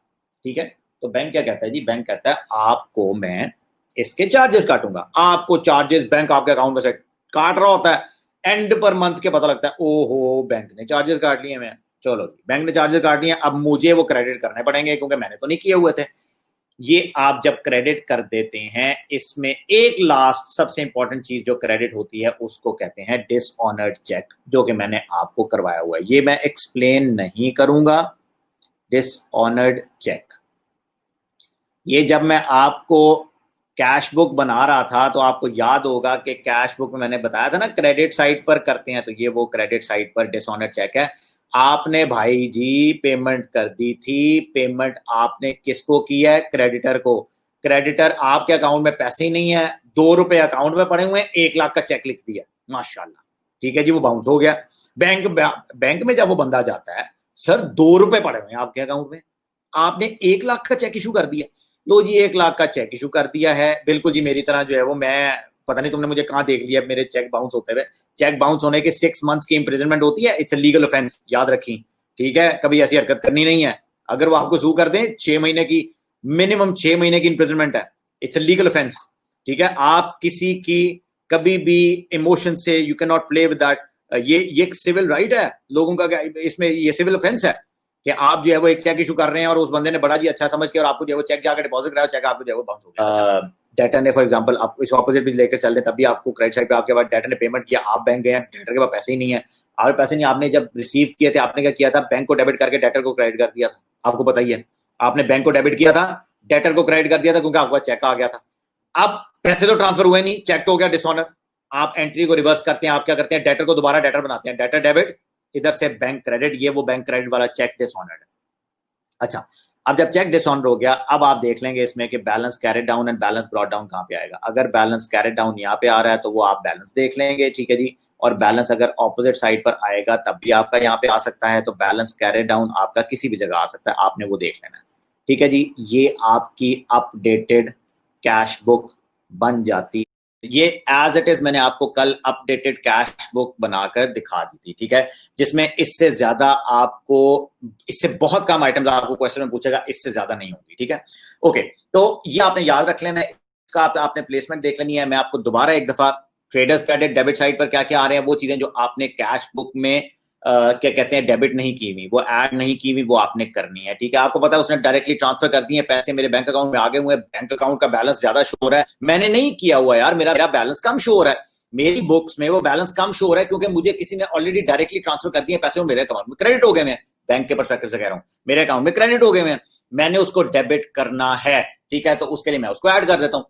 इंटरेस्ट ट्रांसफर हुआ, डिविडेंड ट्रांसफर हुए, आपने डायरेक्टली किसी डेटर ने आपको पे कर दिया, ये सारी वो चीजें हैं जो बैंक में ऐड हो गई हैं। क्यों? क्योंकि बैंक ने तो डेफिनेटली उसको बिल्कुल ठीक ऐड किया है, बैंक को पैसे मिल गए हैं ना, बैंक को जब पैसे मिल गए हैं तो बैंक तो कभी भी रिफ्यूज नहीं करेगा कि यार मुझे एक बंदे के अकाउंट से आपके पैसे, आपको इसमें जो है वो कोई एम्बिग्विटी है ही नहीं, इसमें किसी किस्म की आपको क्वेश्चन करने की जरूरत ही नहीं है। आपका बैंक में पैसे पड़े हुए हैं, आप जब मर्जी जाकर उसको विड्रॉ कर लें, पैसे ज्यादा पड़े हुए हैं, तो मैं अपनी कैश बुक में क्यों नहीं शो कर रहा, मेरी कैश बुक में नहीं आ रहे थे वो, क्योंकि मुझे पता नहीं था कि ट्रांसफर हो गए। मैंने बैंक स्टेटमेंट मंगवाई मंथ एंड पर, एंड आई मेड श्योर कि मेरे पास ये चीजें ओके। अब अच्छा यार चलो सही है, मुझे ट्रांसफर कर दिया फलाने एबीसी जो है वो एसएस में mister ABC mister whatever the cases के इन्होंने मुझे ट्रांसफर कर दिए। I was like, ओके चलो मुझे ट्रांसफर हो गए, वेल गुड। अब आप जो है वो अपनी कैश बुक में इसको डेबिट कर दो, क्योंकि आपने अब अपने बैलेंस को जब बढ़ाओगे तभी ये बैलेंस इक्वल होगा, तभी ये बैलेंस मैच होगा। एट द सेम टाइम आपके पास क्रेडिट में सर्टेन आइटम्स हैं जो कि बैंक ने आपके अकाउंट में से पैसे निकाल लिए, बैंक ने डेबिट कर दिया हुआ, ठीक है। कल वाला डिफरेंस आपको पता है, बैंक ने डेबिट कर दिया हुआ है। अब बैंक स्टेटमेंट मैंने मंगवाई, मेरे पास सर्टेन डेबिट साइड पर जो है ना वो मैं भी दिखाता हूं बैंक स्टेटमेंट कैसी होती है। बैंक स्टेटमेंट में एक डेबिट का कॉलम होता है, एक क्रेडिट का कॉलम होता है और रनिंग बैलेंस चल रहा होता है। रनिंग बैलेंस होता है हर ट्रांजैक्शन के बाद अपडेटेड बैलेंस, ठीक है। मैं आपको दिखाता हूं बैंक स्टेटमेंट कैसी होती है। लेकिन ये जो रनिंग बैलेंस है ना, ये आपके सिलेबस में पहले आता था, अब आपके सिलेबस में इंक्लूडेड नहीं है। ये जो रीडिजाइन सिलेबस आपका है ना, इसमें से उसने रनिंग बैलेंस निकाल दिया, तो आपको रनिंग बैलेंस से कंफ्यूज होने की जरूरत नहीं है कि रनिंग बैलेंस की फॉर्मेट क्या होता है। मैं आपको दिखा देता हूं, आपको पता होना चाहिए, ठीक है। दैट्स समथिंग जो कि आपकी नॉलेज के हिसाब से उसके लिए है, ठीक है। ऑलराइट, तो आपको सर्टेन जो है वो डिडक्शन हुई है, बट अनफॉर्चुनेटली जो है वो हमारे पास वो डिडक्शंस नहीं हुई। हमें नहीं पता था उस चीज का। कुछ डायरेक्ट डेबिट से मैंने आपको बताया था, आपके पास कोई यूटिलिटी के बिल्स बैंक को चले गए हैं, बैंक ने उसकी पेमेंट कर दिया, मुझे नहीं पता बिल की अमाउंट क्या है, डेफिनेटली वेरी करती है हर मंथ में, ठीक है। मुझे इलेक्ट्रिसिटी का बिल किसी महीने कुछ आएगा, उससे नेक्स्ट मंथ मेरा कुछ और आएगा। तो बैंक ने मेरे किस स्पेसिफिक मंथ में जो है वो कितने काटे हैं बिल के पैसे, कितने यूटिलिटी एक्सपेंसेस काट लिए, वो मुझे तभी पता चलेगा जब बैंक स्टेटमेंट आएगी। और वो जब डिडक्शन उसने कर दी हुई है बैंक से, तो मेरे पैसे निकल गए। अब मेरा बैंक का बैलेंस कम शो हो रहा है, कैश बुक में मेरा बैलेंस ज्यादा शो हो रहा है। इसको कम करने के लिए, कैश बुक के बैलेंस को कम करने के लिए क्या करूंगा, क्रेडिट कर दूंगा। मैंने उसको क्रेडिट कर दिया, ठीक है। उसके बाद आप आ जाएं बैंक चार्जेस। मैंने आपको बता दिया, बैंक आपको चार्जेस, मल्टीपल चीजों के चार्जेस बैंक आपको डिडक्ट करता है, क्योंकि बैंक ने जो है वो चार्जेस आपको रखे होते हैं फॉर जो है वो सर्टेन थिंग्स जो कि आपको बैंक प्रोवाइड करता है। For example the services that the bank provides you, ठीक है, the services of the bank account that it provides you, ठीक है। एंड अलॉन्ग विद इट जो है वो सर्टेन अदर सर्विसेज जो है वो आपको जो दे रहा होता है, ये आपके बिल्स की पेमेंट हो गई, आपकी मल्टीपल ट्रांजैक्शंस की जो है वो टेक केयर कर रहे होते हैं, सर्टेन थिंग्स जो कि आपको हो रही हैं, ठीक है जी। तो उसकी बैंक जो है वो डिडक्शंस करता है।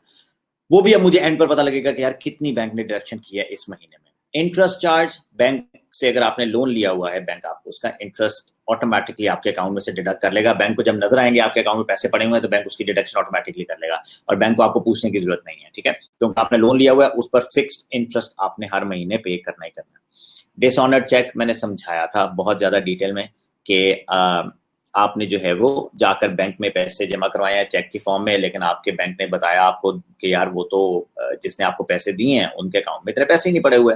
आपने कहा यार नहीं पड़े हुए, मैंने जो है वो डेटा नहीं पेमेंट की होगी ना, डेफिनेटली किसी ने बंदे ने डेटा ने आपको, अकाउंट रिसीवेबल था, अकाउंट रिसीवेबल को आपने क्या किया था जी, क्रेडिट करके बैंक को डेबिट कर दिया। आपके पास पैसे जब चेक रिसीव हुआ था तो हम उसी टाइम एंट्री कर देते हैं, क्योंकि चेक एक सोर्स डॉक्यूमेंट है।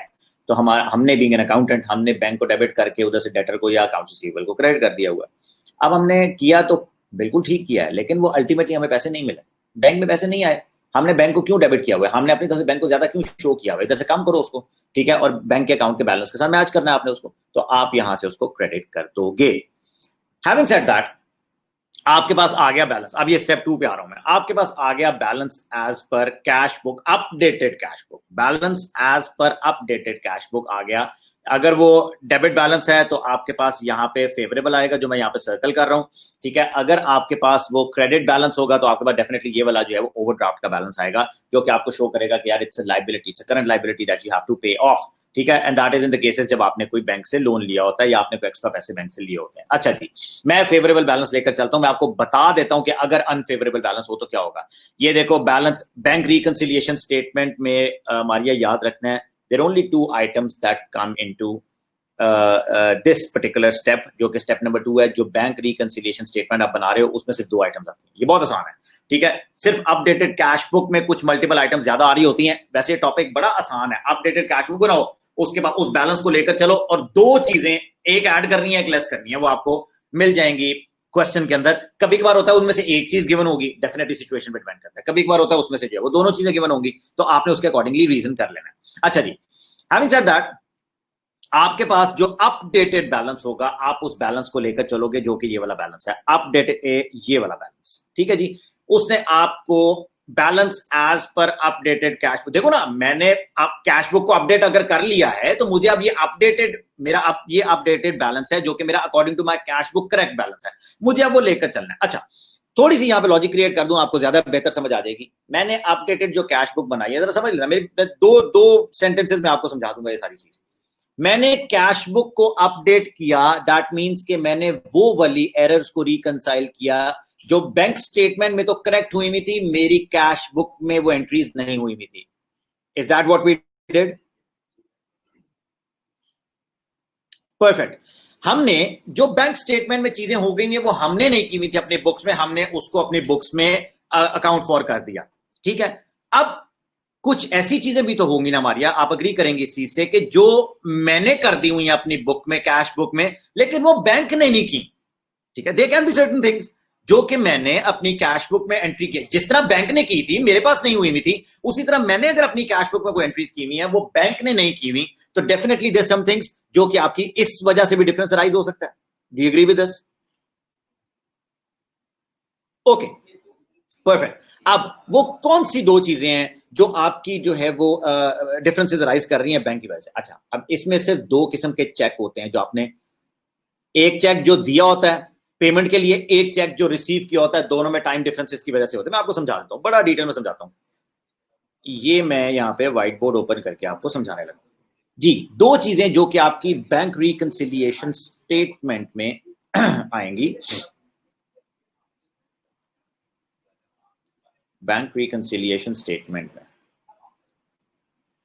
ओके, अब यहां पे एक चीज होती है जी, जिसको मैं balance as per cash book को ऊपर रह गया, मैं उसकी बातें कर रहा, मैं दोनों चीजें समझाने लगूं। अनप्रेजेंटेड चेक्स क्या होते हैं?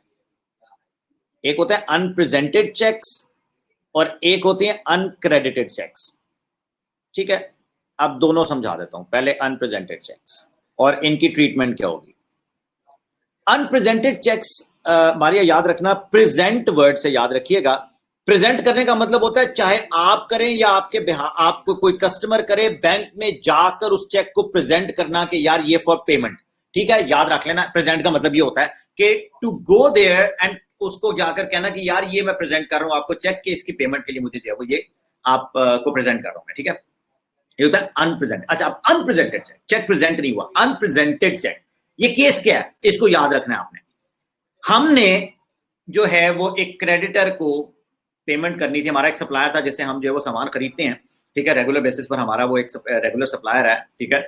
और हमने उसको जो है वो एक पेमेंट करनी है चेक की, हम उसको पेमेंट कर देते हैं, ठीक है, हम उसको पेमेंट कर देते हैं। मैं डेट वाइज भी आपको समझा देता हूं, कंफ्यूजन आपके लिए ना हो, वैसे आप समझ लोगे इस चीजों को, कोई ऐसा मसला नहीं है। लेट्स से मैं एग्जांपल देता हूं, मैंने उसको 29th ऑफ अ मंथ मैंने उसको जो है वो पेमेंट चेक दे दिया, मैंने उसको चेक इशू किया 29th को, ठीक है, एक्सक्यूज मी, उस बंदे ने क्या किया, अच्छा चेक की वैलिडिटी होती है 6 मंथ्स की, याद रखना चेक की वैलिडिटी होती है 6 मंथ्स की।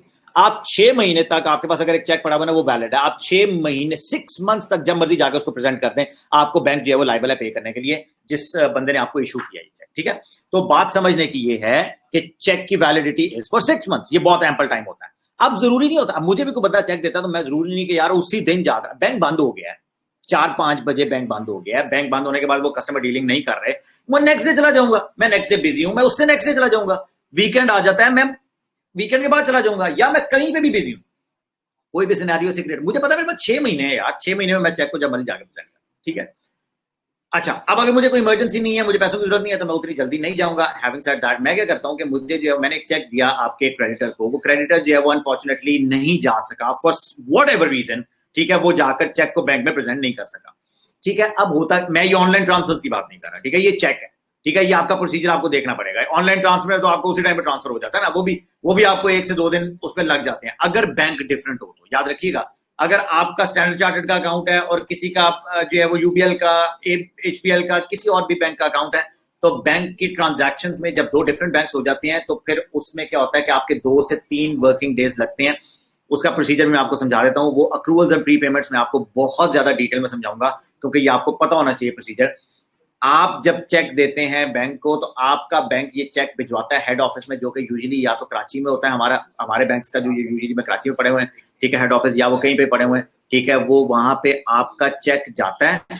ठीक है, वो चेक हेड ऑफिस वाले कांटेक्ट करते हैं आपके कस्टमर के अकाउंट को, के बैंक को। ठीक है, फॉर एग्जांपल मुझे एचबीएल का कस्टमर, उसने मुझे पेमेंट किया, मेरा स्टैंडर्ड चार्टर्ड का अकाउंट है, मैं स्टैंडर्ड चार्टर्ड का अकाउंट जो है वो जब चेक जमा करवाता हूँ तो वो कहते हैं जी ठीक है, आपको रिसीट वो जरूर दे देते हैं कि हमने एक्सेप्ट कर लिया आपका चेक, लेकिन क्या उसी टाइम पैसे आ जाते हैं? नहीं, चेक जाता है हेड ऑफिस, हेड ऑफिस वाले जो है वो आपके कस्टमर के बैंक को कांटेक्ट करते हैं, वो एचबीएल वालों को कांटेक्ट करेंगे, उन्हें पूछेंगे कि क्या यार ये आपके एक कस्टमर ने, एचबीएल वालों को कहेंगे आपके कस्टमर ने, आपके क्लाइंट ने एक चेक इशू किया है जी मिस्टर शेरोज के नाम का, और वो ये है कि आप चीज ये कंफर्म करते हैं कि इनके बैंक अकाउंट में इतने पैसे पड़े हुए हैं।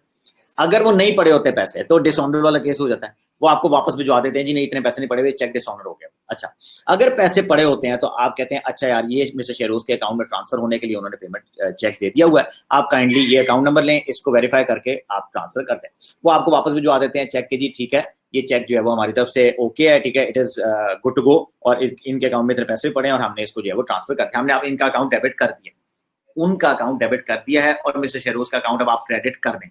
वो चेक वापस आता है मेरी ब्रांच में, मेरा ब्रांच जो है उसको क्रेडिट कर देती है। तो ये प्रोसीजर ले लेता है 2 से 3 दिन, ये याद रखिएगा, ये प्रोसीजर 2 से 3 दिन ले लेता है। Any how, having said that, आपने एक कस्टमर को चेक दिया, मैं अनप्रेजेंटेड चेक्स के बाद जा रहा हूँ, वो customer due to some reason नहीं जा सका। ठीक है, वो कस्टमर कहीं बिजी था, वो कहीं पे बाहर चला गया मुल्क से, ठीक है, वो यहाँ पे भी किसी वजह से बिजी था, वो प्रेजेंट नहीं कर सका चेक जाके। अब मुझे बताओ, सिंपल सी बात आपको यहाँ पे समझ आ जाएगी, मैं अनक्रेडिटेड चेक्स को भी यहाँ पे हटा देता हूँ ताकि मैं यहाँ पे एंट्रीज करके आपको पहले अनप्रेजेंटेड चेक्स को समझा दूँ। मुझे सिर्फ ये बताओ कि मैंने जो चेक इशू किया है अपने कस्टमर को, सॉरी अपने सप्लायर को, मैंने एंट्री क्या की होगी अपनी बुक्स में?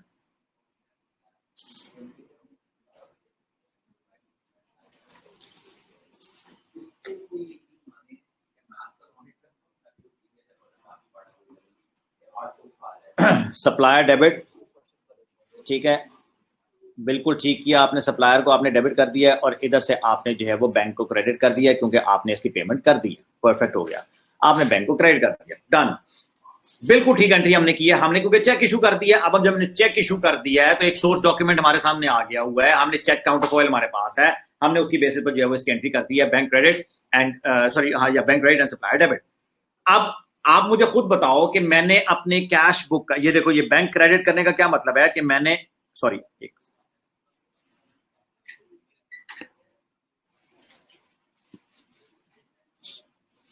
जी, तो ये मैंने जो बैंक क्रेडिट किया है, इस बैंक क्रेडिट करने का मतलब क्या है कि मैंने अपने कैश बुक का बैलेंस रिड्यूस कर दिया है। डेफिनेटली मैंने उसको जब पेमेंट कर दिया तो मैंने कैश बुक का बैलेंस रिड्यूस कर दिया। मुझे सिर्फ ये बताओ कि क्या जब उस बंदे ने जाकर चेक प्रेजेंट ही नहीं किया और उस बंदे को पैसे मेरे अकाउंट में से ट्रांसफर ही नहीं हुए, तो मेरा और बैंक का बैलेंस डिफर करेगा ना? मेरी बुक्स में बैलेंस कम आ रहा है कि ज्यादा आ रहा है? मेरी बुक्स में बैलेंस कम आ रहा है, ठीक है, और मेरे बैंक अकाउंट में पैसे ज्यादा पड़े हुए हैं क्योंकि अभी तक वो प्रेजेंट नहीं हुए। तो अगर मेरी बुक्स में, इसको रिकंसाइल कैसे करूं? अगर मेरी बुक्स में कम आ रहा है जबकि बैंक में मेरे पैसे ज्यादा पड़े हुए हैं, तो मैं अपने कैश बुक में इसको ऐड कर दूं?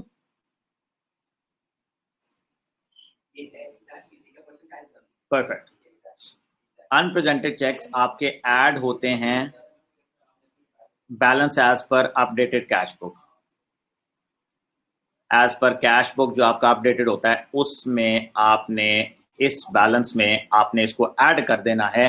क्यों? क्योंकि इस एंट्री को मुझे रिवर्स करना पड़ेगा कि भाई अभी तक वो पैसे नहीं मेरे बैंक में से गए, या मेरे पैसे बैंक में से नहीं गए, तो रिकंसाइल करने के लिए मुझे अपनी कैश बुक में इसको ऐड करना पड़ेगा। ये होता है अनप्रेजेंटेड चेक। जब आपने चेक इशू कर दिया लेकिन वो चेक जाकर प्रेजेंट नहीं हुआ, वो आपके सप्लायर ने जाकर चेक को प्रेजेंट नहीं किया, ठीक है, वो बिजी था, जो भी रीजन था, मंथ एंड हो गया। आपको टाइम इसलिए बता रहा था, ये डिफरेंस अराइज करता है ड्यू टू टाइम डिफरेंस। 29 को मैंने चेक इशू किया, इस सप्लायर ने 5th of the next month इस सप्लायर ने जाकर इस चेक को बैंक में प्रेजेंट किया। अब बैंक ने 2 दिन लगाने हैं मेरे बैंक अकाउंट से पैसे जाने के लिए। अब जब 5th तक उसने कर दिया, अब ये 5th नेक्स्ट मंथ है, 29th of the previous month, let's say 31st का मंथ था, मैंने 31st वाले आखिरी दिन में बैंक स्टेटमेंट मंगवा ली है। मैंने बैंक स्टेटमेंट मंगवा ली है, तो मुझे ये बताओ कि क्या इस बैंक स्टेटमेंट में से ये जो 5th की उसने पेमेंट अभी करवानी है वो डिडक्शन हो गई होगी कि नहीं? नहीं हुई भी। परफेक्ट, आपको समझ आ गई मेरी बात। वो डिडक्शन अभी नहीं हुई भी, तो जब नहीं हुई भी तो भाई अब मैंने, मंथ तो एंड हो गया, मैंने चीजों को रिकंसाइल तो करना है, क्योंकि मैंने अपने ओनर को बताना है कि सर ये बैलेंस है मंथ के एंड पर जो मेरे पास कैश बुक में वो बैंक में पड़ा हुआ है, ठीक है। तो हमें फिर अपने कैश बुक में अनप्रेजेंटेड चेक्स को ऐड करना पड़ेगा। ये कॉन्सेप्ट मैंने समझा दिया है, अब ये याद भी रख लेना है, रट्टा भी मार लेना है। सिर्फ balance as per cash book में अनप्रेजेंटेड चेक्स ऐड होंगे, और अगर मैं balance as per bank statement लेकर चलता तो उसमें से लेस हो जाएंगे, ऑपोजिट चलेगा। समझ आई मेरी बात की? अगर मैं balance as per bank statement लेकर चलूं तो उसमें से ये लेस हो जाएगा।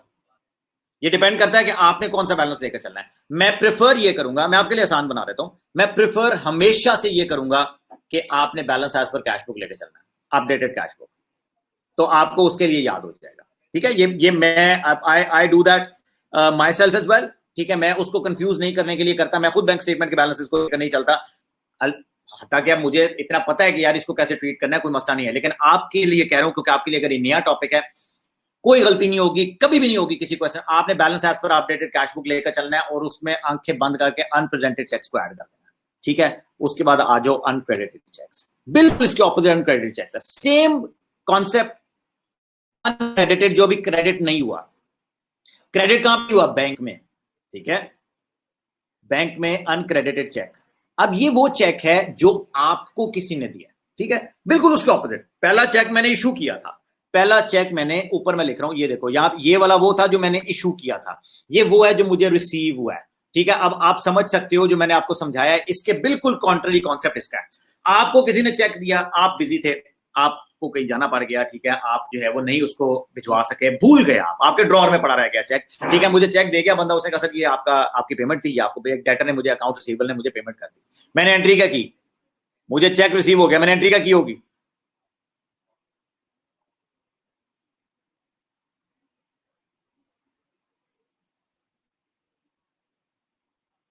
Very good, very good. Account receivable which is your debtor credit, ठीक हो गया जी।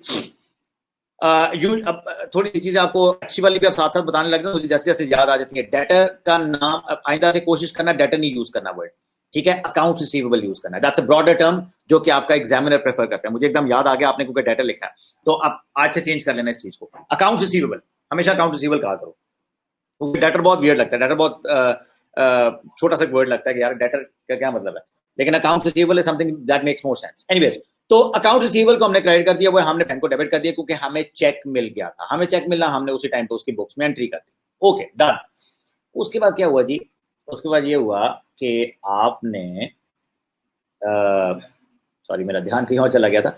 आपने क्या किया कि आपको, यस, आपको चेक रिसीव हुआ, आपने जो है वो आपने नहीं करवाया, यू वर लाइक लाउजी हो गए, थोड़ा सा बिजी थे कहीं पे, कोई भी ऐसा चीज हो गया, ड्रॉर में पड़ा रह गया, चेक जो है ऑफिस बॉय को नहीं भेज सके आप उसको जमा करवाने के लिए। एनीवेज, आपका मंथ एंड हो गया। अब मंथ एंड हो गया, डेफिनेटली आपने बैंक स्टेटमेंट जब मंगवाई तो आपने बैंक स्टेटमेंट मंगवाई तो आपने कहा यार ये क्या सीन है कि बैंक स्टेटमेंट जब मैंने मंगवा ली है और उस केस में जो है वो जो बैलेंस आपने देखा तो आपने क्या किया कि आपने अपने बैंक में अपनी बुक्स में जो कैश बुक में आपने ये जो एंट्री की हुई थी इसके अकॉर्डिंगली आपका बैलेंस ज्यादा शो हो रहा था।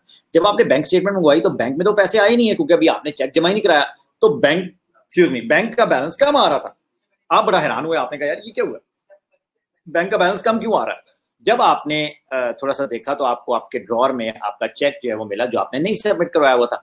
अब वो नहीं करवाया था तो इसका मतलब ये है कि मुझे इसका रिवर्स कर देना चाहिए क्योंकि बैंक में तो पैसे गए नहीं है। अब मैं नेक्स्ट मंथ में जब जमा करवाऊंगा चेक तो इसको नेक्स्ट मंथ में एडजस्ट कर लूंगा, मुझे इस मंथ से रिलेटेड अब वो है ही, ठीक है। तो मैं क्या करूंगा, इस मंथ के लिए मैं इसकी जो है वो रिवर्सल करके मैं बैंक को क्रेडिट, इसका मतलब है कि मैंने बैंक को क्रेडिट करना है और बैंक को क्रेडिट करने का मतलब ये है कि balance as per cash book में बैंक को क्रेडिट करने का मतलब ये है कि मैं उसको क्रेडिट कर रहा हूँ, लेस कर रहा हूँ। अनप्रेजेंटेड चेक्स अगर ऐड हुए थे तो अनक्रेडिटेड चेक्स ऑलवेज माइनस होते हैं, याद रख लें।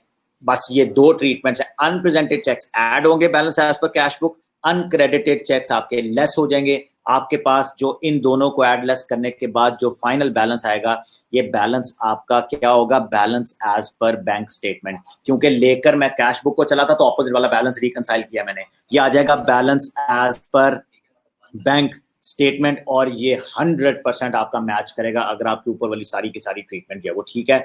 ये आपको चेक बता देगा कि यार मेरे बैंक में इतने पैसे पड़े हुए हैं। आप यहाँ पे अगर इसको रिकंसाइल कर लेते हैं, आपने आंखें बंद करके जो है वो आपको पता होना चाहिए कि आपके पूरे मार्क्स में